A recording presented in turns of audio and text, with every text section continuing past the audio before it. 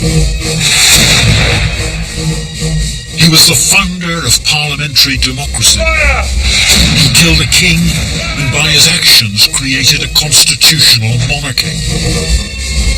He was a hero and the father of the modern British Army. He pacified Ireland. On no figure in British history is opinion so divided. He is Oliver Cromwell, but some say he was a rebel, a religious bigot, and a slaughterer of the innocent. I'm Major Gordon Conrigan. I've always been fascinated by military leadership. I'm going to find out what made Cromwell, with no previous experience of soldiering, into the finest military commander of his age.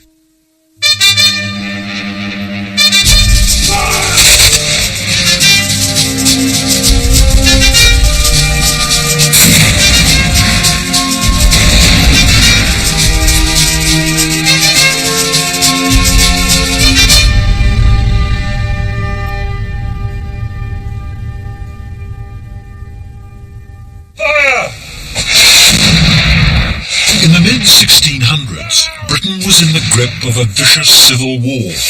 The supporters of the monarchy, the Cavaliers, fought for power against the parliamentarians, or Roundheads. Oliver Cromwell was the most remarkable of many remarkable men who bore arms in the civil wars of the mid-17th century. His achievement was first and foremost a military one.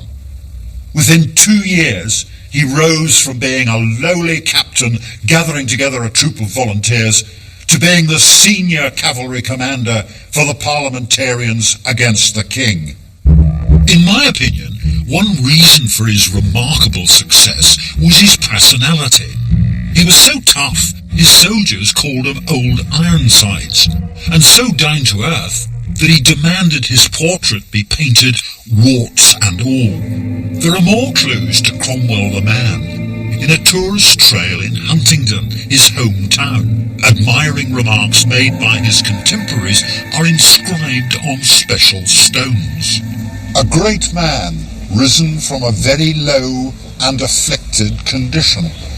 But hang on, this is a descendant of Henry VIII's Chancellor Thomas Cromwell. He's got at least one titled uncle. He's a landowner. He doesn't exactly come from a low and afflicted condition, surely. It's an exaggeration, but there's an important truth in it. He comes down from a younger son, and in those days the younger son doesn't get the wealth, the elder one does. He's not in poverty, and that overstates it. But the idea is that he is someone who is connected to riches, but has very little wealth himself. One would certainly see him as someone who wouldn't normally exercise any real political clout in that society, let alone be head of state. To understand how and why Cromwell became such a great military commander, it's necessary to understand the politics of the time. King Charles I had dissolved Parliament. Men like Cromwell, who wanted a less autocratic government, came to realise that only war could moderate Charles's rule. The causes of the Civil War were social, religious and economic, but essentially it was all about power. A weak and incompetent king clinging to his divine right to rule was opposed by a combination of people who wanted power for themselves. Some of them were simply covering personal greed and ambition with a cloak of morality and righteousness, while others genuinely believed that royal government was oppressive and that the king had to be controlled. This is Broughton Castle in Oxfordshire, where men like Cromwell met to plot the downfall of the king. Lord Say, this is your ancestor, Nathaniel Fiennes, who was a prominent parliamentarian.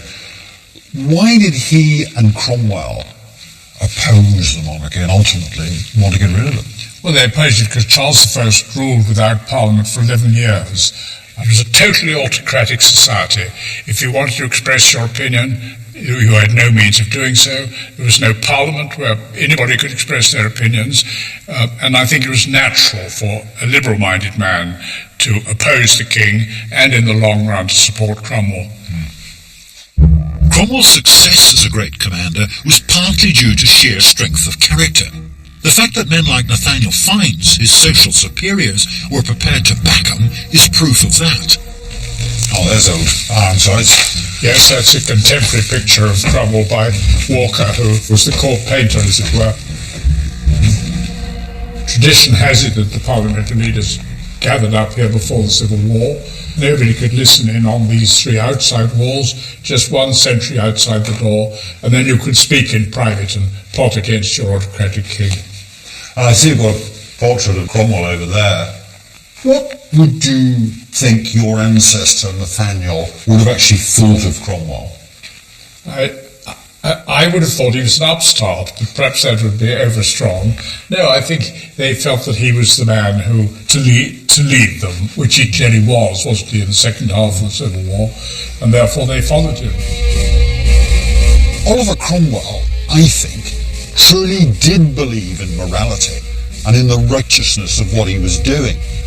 And he was certainly unequalled in his ability to inspire his men with a belief in the justice of their cause and in the certainty of their eventual triumph. This ability to inspire the common soldier is a key attribute of a great commander, one that Cromwell demonstrated from the very start when he organised a troop of horse to fight the king. So I suppose this wouldn't have changed too much since Cromwell's day. No, I mean, when he becomes a soldier, it's in this very square. It may well have been on a market day like this, and it's in the Falcon Inn over there that he gathers his first troops together, and it's from here the Civil War began as far as Cromwell was concerned. So what is this? Knowing not where heaven's choice may light, girds yet his sword and ready stands to fight. What does that actually mean? I think it means that he doesn't know what the outcome will be, he doesn't know where the troops are needed, he doesn't know where they'll serve, just there is a cause to be fought for. So when he raises that first troop here, it's his first foray into matters military. He raises a troop, so he's commanding 40, maybe 50 men, and yet within 2 years he's a senior commander. How does he do it? Yes, in 2 years from captain to lieutenant general.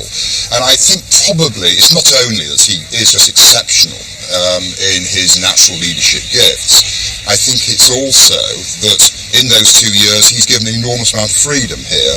Because this is largely an area under parliamentary control, the senior officers go away to join the fighting elsewhere, leaving him in control. And there are the royalists coming down from the north, and he has to guard all the river barriers, and he has to repel, attempts to break into the area. And every time he does one of these things, he succeeds. Cromwell was in the right place at the right time to get military experience and to develop his natural talent as a leader. Now, many of his contemporaries had these skills too, but Cromwell had something more: vision. And nowhere is this better demonstrated than in his recruitment and training of troops, and in his eventual command of the new model army, which by combining all sorts of local forces into one, produced England's first truly national modern army. There were 4 basic principles underlying Cromwell's military policy. First of all, only well-behaved men were allowed to serve. Secondly, soldiers had to believe in the morality of the cause. Thirdly, for the first time, there was a proper rank structure and proper rules and regulations. And finally, he emphasised teamwork. Royalist cavalry individually were far better than the parliamentarians, but Cromwell's men, by acting as a team, could see off far larger bodies of royalists who were generally pretty reluctant to take orders from anybody. Cromwell was one of the first modern protagonists of military professionalism. The Civil War had been raging for 3 years with no decisive outcome. It was at Naseby in 1645 that Cromwell would use the cavalry of the new model army to dramatic effect. It was a decisive and glorious victory that would be the turning point of the war, and ultimately change the way England was ruled. On the 14th of June, 1645, the Parliamentarian army, with Cromwell in command of the cavalry, met the Royalist army under Prince Rupert. The Parliamentarians were spread along this ridge. Cromwell had the cavalry of the right wing off to the east, and the 10,000-strong Royalist army was on the northerly ridge.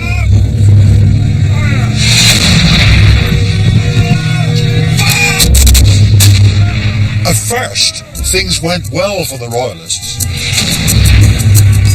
Prince Rupert's cavalry charged the Parliamentarians' left wing and drove their horse off the field. But then, in typical Royalist cavalry fashion, they went off on a private jolly to plunder the Parliamentarian baggage train, and they didn't come back, leaving their own infantry unsupported.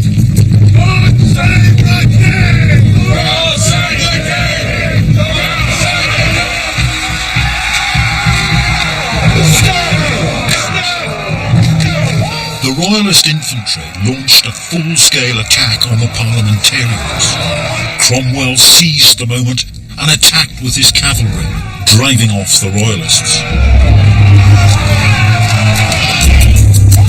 The Parliamentarian infantry then advanced, and they started to push the Royalists all the way back. The Royalists who weren't killed wouldn't surrender until the king could get away. But at the end of the day, the king had lost his best infantry, and effectively the war. It was a magnificent victory for Cromwell and the new model army. But something a lot less savoury also happened at Naseby, and it's a hint of a darker side to Cromwell, a ruthlessness as a commander. The Parliamentarians, chasing the fleeing remnants of the Royalist army, caught up with the Royalist baggage train, which was manned by civilians, including women.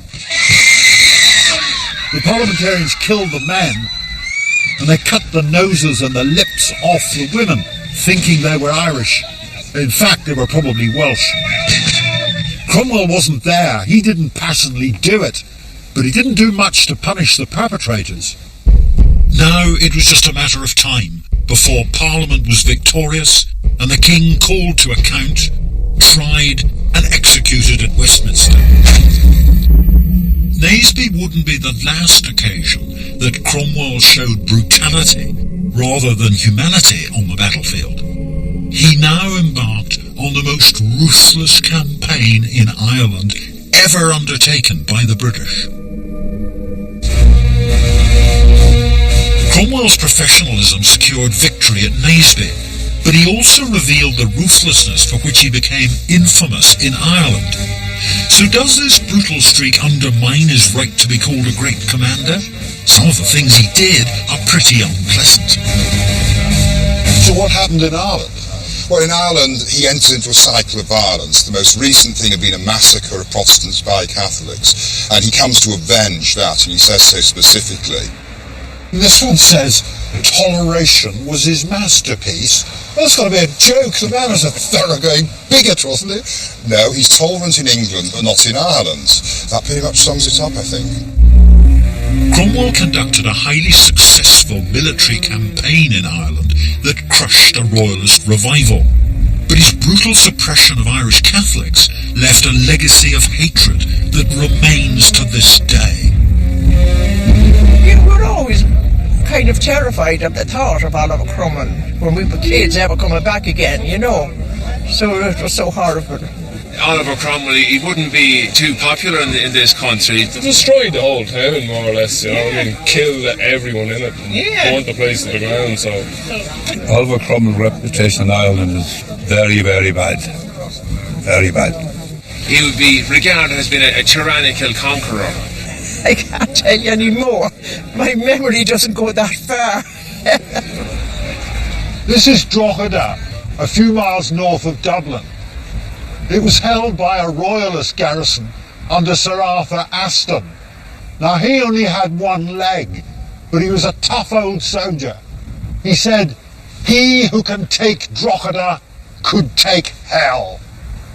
Cromwell would give him hell.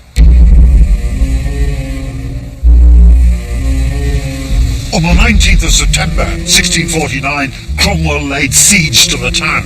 He lined up his cannon here on Cromwell Mount and he began to bombard the town walls. Meanwhile, the infantry had moved off down this hill to their position for the attack. Once the cannon had managed to breach the walls, it was time for the assault. The troops started off down here, laden down with muskets, ammunition, swords, helmets, all the kit, and then they have to get all the way up that hill under very heavy fire from the defenders on the wall.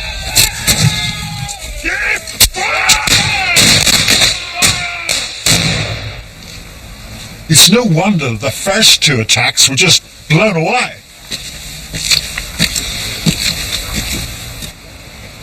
This is where they were trying to break through the walls.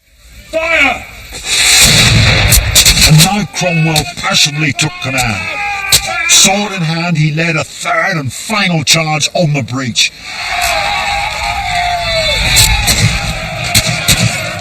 There was fierce hand-to-hand fighting here, but eventually the English prevailed.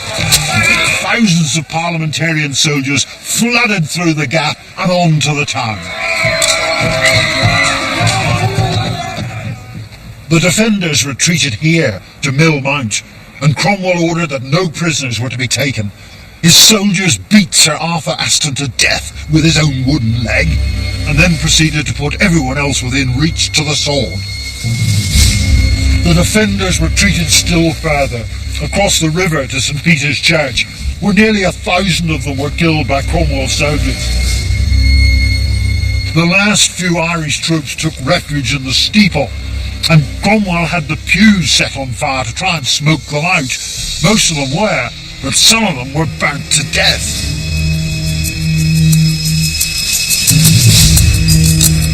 Over 3,000 people perished in Drogheda. Cromwell had every surviving officer shot, and 1 in 10 of the soldiers clubbed to death. The rest he sent to Barbados, and not on holiday either. Does all this undermine my claim that Cromwell is one of our great commanders? I don't think so.